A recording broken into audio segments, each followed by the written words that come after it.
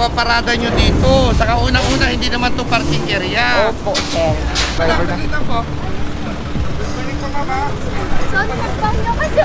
May license po ba tayo? Opo. Hindi taga dito to. Dumayo lang to dito para mag-take down na examination niya sa MAUE. Orange, silver.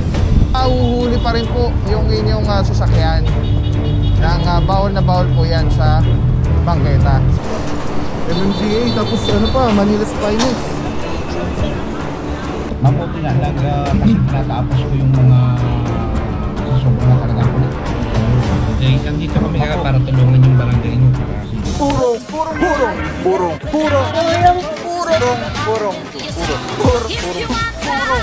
pagmamahal. Purong pagmamahal.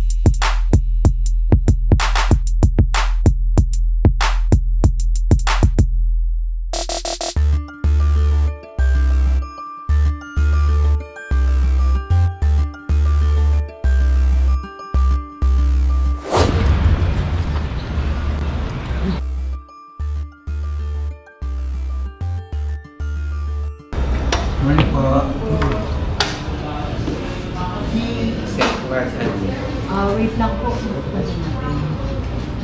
Ano?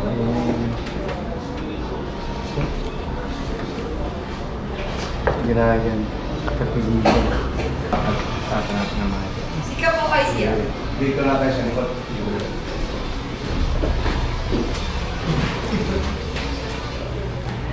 Hindi nagkawan!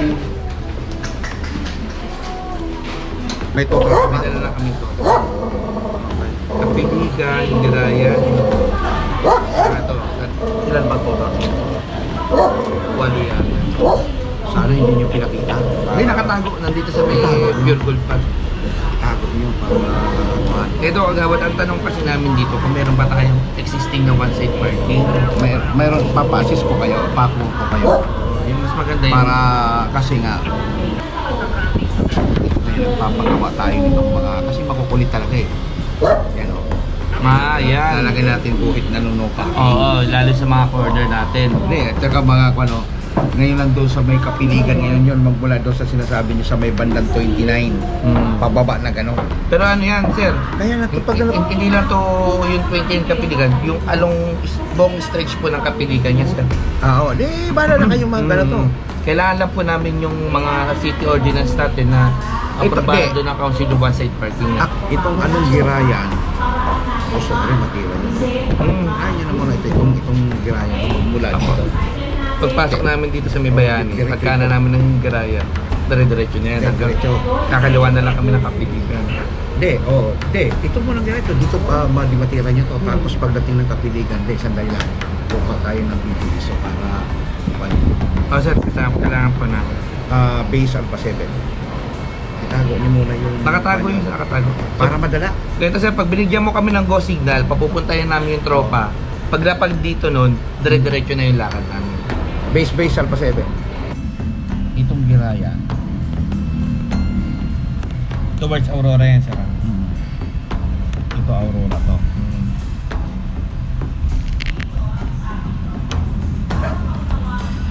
Ito yung side parking natin. Okay, sige sir. Side park natin ito. Pagkapiligan naman, papunta naman doon, kapiligan. Ito na naman ngayon ang side natin. Side parking din natin. Kahit ito dito. Ito naman yung papunta towards ng Iron. Okay, papunta rin doon. Yan, puro papunta doon. Okay.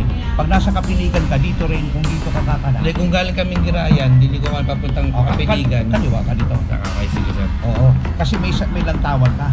May lantawan ka, pero ulit lang ito, makait lampasan mo na muna. Ito muna, yung dalawang main ano natin. Makukulit na yan. Yan, sige sir. Makukulit na yan. Doon man din ito Hindi, iba yan. Yung text na pupuntahan po namin. Mabuti na, kasi tinatapos ko yung mga... Kasi sobrang na talagang kulit.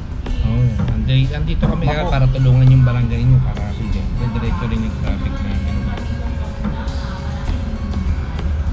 Dito pa rin, palagay nga lang yung pangalan natin. Makikita mo naman. Papalit naman kami dito, kaliwa naman. Oo, kaliwa ang ano to. Hello, buddy. Punta na kayo. Sige na, go! Punta. Baka namin kayo sa may traffic light. What is up guys, Pao here, purong pagmahal mga pura.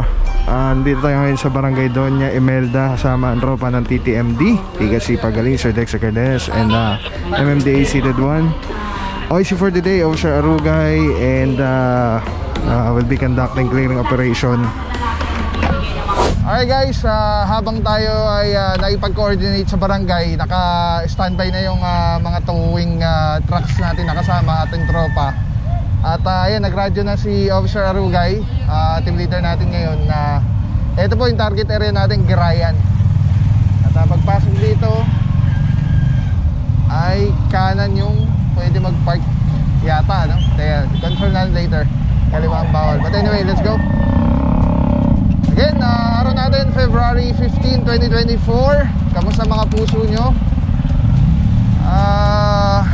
Punong-puno ba ng pagmamahal? Kasama natin Officer Tianyo, Alvario. Meron dito nakabangketa. So again, lagi natin sinasabi yan, regardless kung nakatamang side kayo o hindi, pero nakabangketa naman yung inyong sasakyan, katulad nito, mahuhuli pa rin po yung inyong sasakyan. Bawal na bawal po yan sa bangketa. Sama na dito, Officer Stareha. Dito meron pa isa, nakabangketa rin. So mga puro one side parking kanan. So nasa tama naman sila. Kaliwa bawal. So far, nakikita natin from here is wala man nakapark dito maliban dun sa isang pickup na banda dun nasa dulo. Pero pag nasa bangketa po sila, yes, may violation pa rin po yun.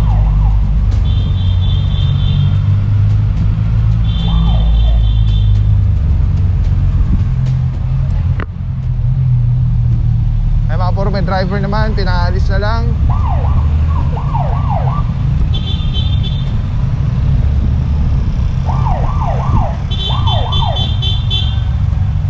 May driver, pinaalis na lang din. Ito mga puro, may naabutan tayo dito. Parang ano to, motorsiklo, bukod tangi, dalawa, nasa kaliwa.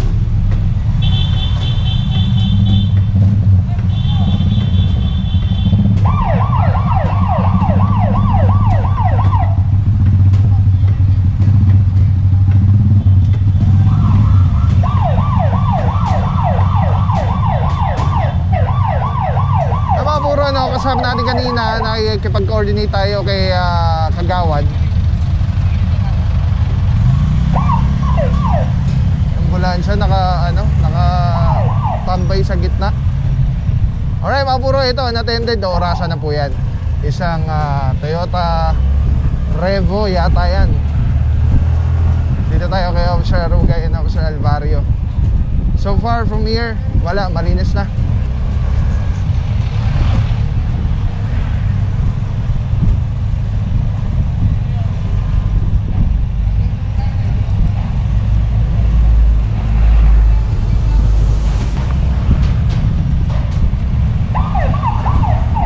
Ito mga puro, meron dilaw. Unattended tas yung pula, may driver, pinaalis na lang.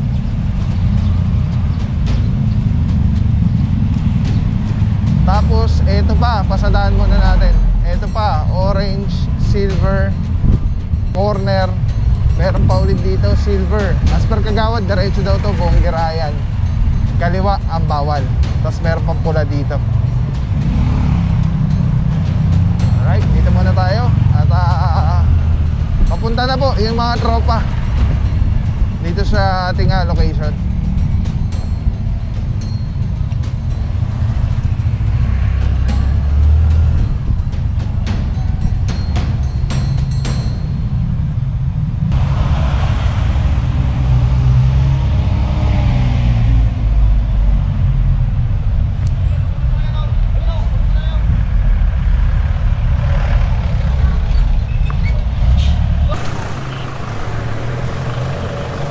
Alright mga puro, ito na nga po yung mga naabutan natin. So dun sa harap, kung saan tayo nagsimula, meron na tayo na mga nakakita dun, mga siguro 2 or 3 na nakabangketa na isang SUV, dalawang parang merong may container na mga truck. Tapos may mga nadaanan din tayo na mga sasakyan. Ito na, may driver na. Sorry, nagbanyo kasi sir. May license po ba tayo? Opo, Pero may license natin. Sir, ilang minutes na to? Ha? Wala pa. Pero may license natin. Ay mga puro, Sam, nandito sa room ngayon.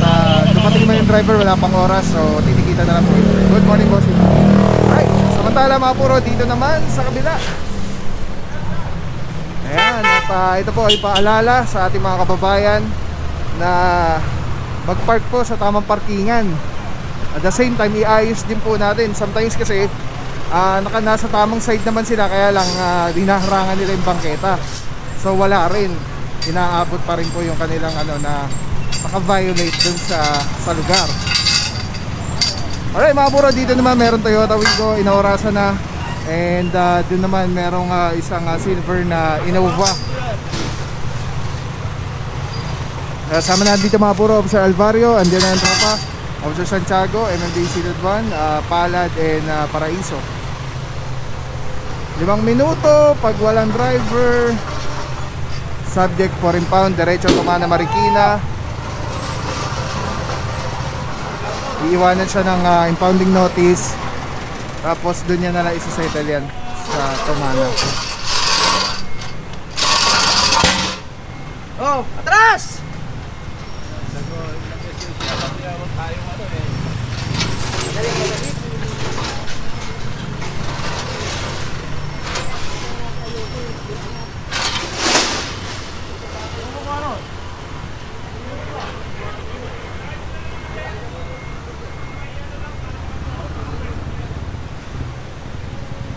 Ano?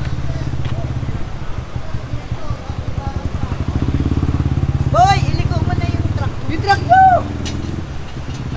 Ano mga puro ticket. Ito, hindi natin alam mukhang kung na oras o may 5 minutes na to.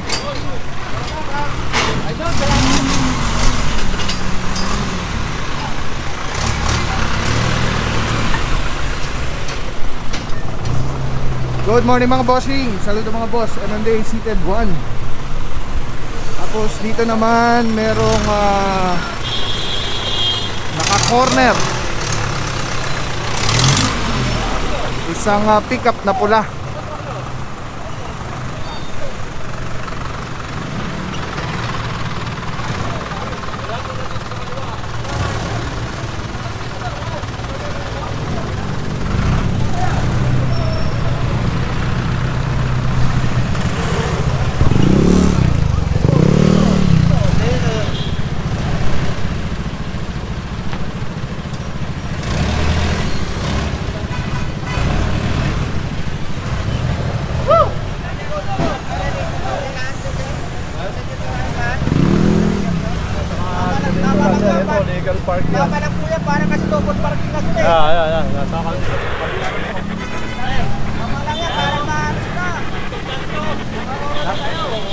Dagdag ka lang yan. Nakarasa na eh. Pero mga puro ano, napansin natin yung mga residente dito. Talaga? Ayun sabi ni Kuya, yung taga rito, residente, mga hindi raw taga rito tong mga to. Kaya sabi nila, bossing, tama lang daw yan. At mukhang nga talagang ginagawa nilang parkingan tong area. Alright, ang tabay lang mga puro. Inaorasan pa rin po, 5 minuto. Let's go guys. Alright mga puro, mukhang naka 5 minuto na to. At matagal-tagal na rin po tayo dito naghihintay. At ayun, may reference number na itong mga ito. Itong dalawa po, subject ko rin pa na, hilahin na po ito.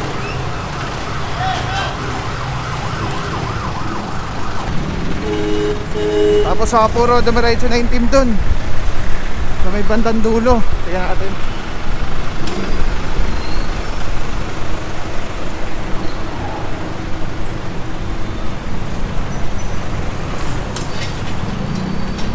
Ayan mga puro, kinakapitan na, mukhang nakaurasan na ito.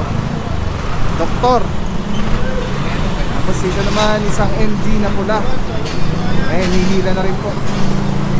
Pero ano, may exam na nagaganap kayo. May exam daw sa school. Kaya marami. Uy, ano pa to MMDA, tapos ano pa, Manila's Finest. Kasi yung pagpaparada nyo dito, saka unang-una hindi naman to parking area. Opo, sir. Asan ba yung may-ari? Ando sa'yo eh, nag-i-exam. Eh, dapat hindi nyo dito pinaparada. Maliho kayo ng pagpaparada dito eh. Opo. Katulad niya, mayroong operation. Alam mga puro, si Madam yata, nagpapaalam sa kanya yung driver nito dito na magpa-park. At nag-i-exam daw. Ang problema, ito nga po, bawal po dito. Itong side na pinagparkingan, mauhuli po ito. At diretso na po ito, Tumana Marikina. Subject ko rin pound.